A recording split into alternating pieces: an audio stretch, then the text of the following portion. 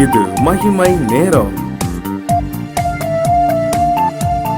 ஆண்டவராகிய இயேசு கிறிஸ்து நாமத்தினாலே கடந்த 4 நாட்களில் கூட நாம் சமாதானம், எங்கெங்கு சமாதானம் என்று சொல்லி அந்த தலைப்பில் நாம் தியானித்து வந்தோம். இந்த 5வது நாளிலே சமாதானம் எங்கே இருக்க வேண்டுமாம், ஆத்துமாவில் சமாதானம் அப்படிங்கிற தலைப்பில் நம்ம தியானிக்க இருக்கின்றோம். புலம்பல் 3ஆம் அதிகாரம் 17ஆம் வசனம் இவ்வாறு கூறுகின்றது: என் ஆத்துமாவை சமாதானத்துக்கு தூரமாக்கினார் என்று சொல்லி எரேமியா புலம்புகின்றார். நம்முடைய ஆத்துமா எப்படி இருக்கணும்? சமாதானத்தோடு இருக்கணும். ஆனா என்னுடைய ஆத்துமா எப்படி இருக்குது? சமாதானத்துக்கு தூரமா போயிற்று அப்படின்னு சொல்றார். நம்முடைய ஆத்துமா எப்பவுமே எப்படி இருக்கணுமா? சமாதானத்தோடு இருக்க வேண்டும் என்று சொல்லி நாம் தியானிக்க இருக்கின்றோம். நம்முடைய ஆத்துமா சமாதானத்தோடு இருக்கிறதா அல்லது இல்லையா அப்படிங்கிறது நம்ம ஒவ்வொருவருக்கும் தெரியும் இல்லையா?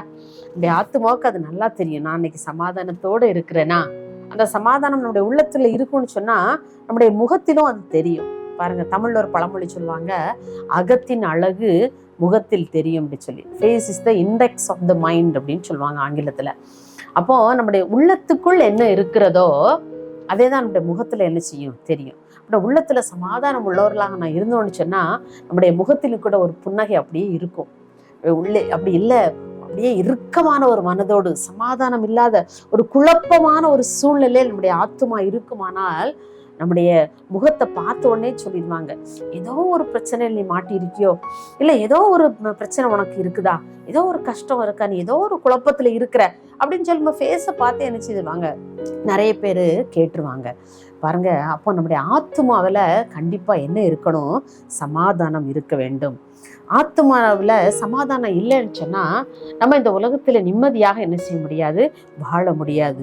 இந்த நிம்மதி இல்லை, நம்முடைய ஆத்துமாவில் நிம்மதி இல்லைன்னு சொன்னா நம்ம சில தவறான முடிவுகள் நினைச்சிடுறோம், எடுத்துடுறோம், வேகமா எடுத்துடுறோம். ஏன்? நம்முடைய குழப்பமான சூழ்நிலையிலே நம்முடைய ஆத்துமா நிம்மதி இல்லாமல் தவித்து கொண்டு இருக்கும் பொழுது இன்றைக்கு அநேக பிள்ளைங்க தவறான முடிவுக்கு நேராக அவருடைய வாழ்க்கை, அந்த பாதையின் ஓட்டமே ஒரு தாறுமாறாக ஓடி விடுகிறது. ஏன் தெரியுமா?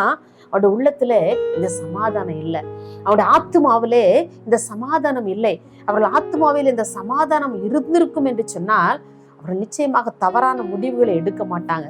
அவருடைய பாதைகள் தாறுமாறாக நிச்சயமாக ஓடாது என்று சொன்னா ஏசப்பா கொடுத்த அந்த தெய்வீக சமாதானம் அவரோட ஆத்துமாவில் இருந்திருக்கும். ஆனா இன்னைக்கு அவங்க வாழ்க்கையில அந்த ஆத்துமாவில் அந்த சமாதானம் இல்லை என்கிறதுனாலே இன்னைக்கு அநேக பிள்ளைகள் எவ்வளவோ தவறான முடிவுகளுக்கு நேராக தன்னுடைய வாழ்க்கையை செலுத்தி கொண்டு போகிறார்கள்.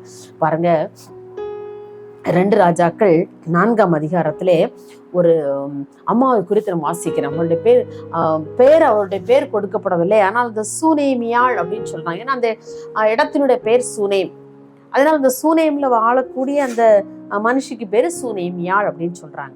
அவள் ஒரு நல்ல ஒரு கனம் பொருந்திய ஸ்திரீ அப்படின்னு சொல்லி வேதத்திலே வாசிக்கிறோம். ஒரு மக்களால் நல்லா போற்றப்பட்ட, மக்களுக்கெல்லாம் ரொம்ப உதவி செய்யற ஒரு தாயாக இருந்திருக்கலாம், அல்லது ஒரு கிராமத்துல ஒரு பெரிய மனுஷியாக என்ன செய்யலாம், அவள் இருந்திருக்கலாம். ஆனா அவளுடைய வாழ்க்கையிலும் அவளுடைய ஆத்துமாவிலே ஒரு குறை இருந்தது. அவளுக்கு குழந்தை பாக்கியம் இல்லை. அப்போ அவளுடைய ஆத்துமா எவ்வளவு துக்கமா இருந்திருக்கும்ல.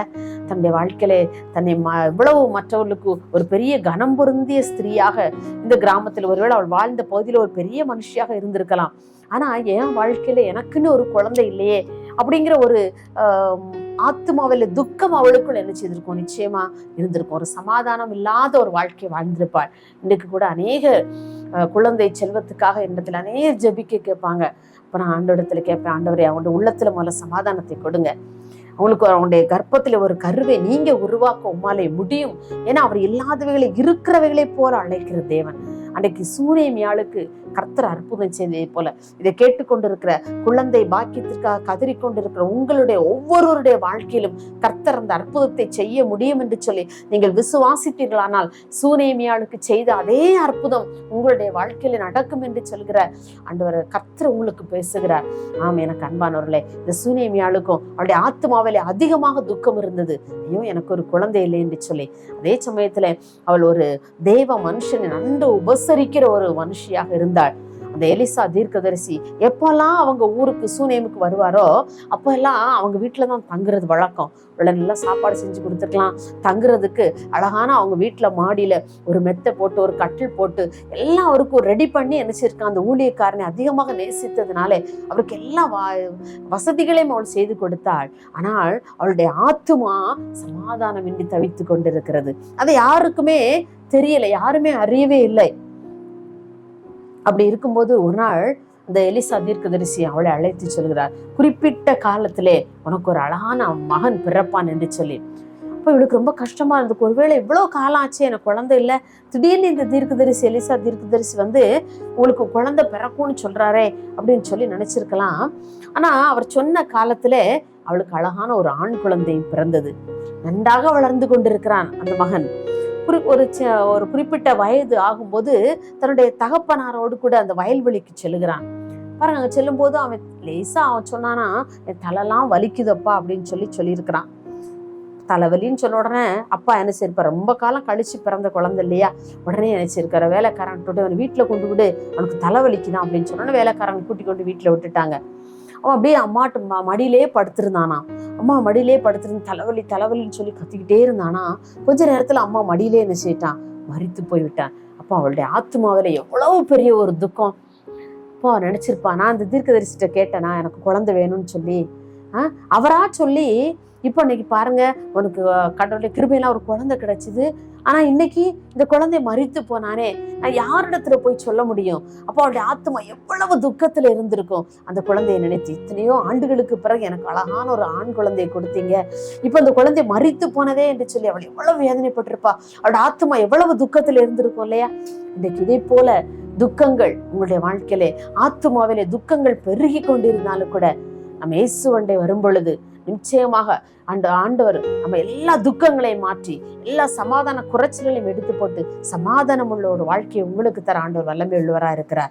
பாருங்க, இந்த சுனேமியா நேர அந்த மரித்து போன தன்னுடைய குழந்தையை அந்த மேல் வீட்டு அறையிலே அவர் படுத்திருந்த கட்டிலே அப்படியே அந்த தன்னுடைய மகனை கிடத்தி விட்டு நேர எலிசா தீர்க்கதரிசியை நோக்கி ஓடுகிறார். அந்த துக்கம் நிறைந்த கனத்த இதயத்தோடு ஓடுகிறாள்.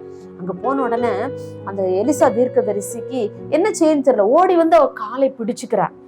பிடிச்ச உடனே அவனுடைய ஊழியக்காரனை கேஎஸ், ஏய் தள்ளிப்போ, நீ ஊழியக்காரனுடைய காலை ஏன் பிடிக்கிறான்னு சொல்லி தள்ளிவிட ஓடி வர்றான். அப்போ எலிசா தீர்க்கதரிசி சொல்றார், அவளுடைய இருதயம் துக்கமா இருக்கிறது, அதை கர்த்தர் எனக்கு சொல்லலை, எனக்கு ஆண்டவர் மறைச்சிட்டாரு. ஆனா அவளுடைய ஆத்துமா எப்படி இருக்கு, ரொம்ப துக்கமா இருக்கு, நீ அவளை விலக்கி விடாத, ஏதோ கேட்க வந்திருக்கிறா, அவளோட ஆத்மா அவ்வளவு துக்கம் நிறைந்ததா இருக்குது, சமாதானத்தை இழந்தவள் வந்திருக்கிறாள், அவளை வருத்தப்படுத்தாத என்று சொல்லிடுறா எலிசா தீர்க்கதரிசி. அப்ப எல்லா காரியத்தையும் கேட்கிறா, சொல்றா. உடனே எலிசா தீர்க்கதரிசி அந்த சூனேமியாளோடு கூட வந்து அந்த மகனை அப்படியே அந்த மேல் வீட்டு அறையிலிருந்து உயிர்ப்பித்து அந்த தாயினுடைய கரங்களிலே கொடுக்கிறாள். பாருங்க, அவளுடைய ஆத்மா அப்ப அந்த நேரத்துல எவ்வளவு துக்கமாக இருந்திருக்கும். இன்னைக்கு ஒருவேளை நம்முடைய வாழ்க்கையில கூட அநேக துக்கங்கள் பெருகி போய் நம்ம ஆத்மா சமாதானத்தை இழந்த நிலையில இருக்கலாம்.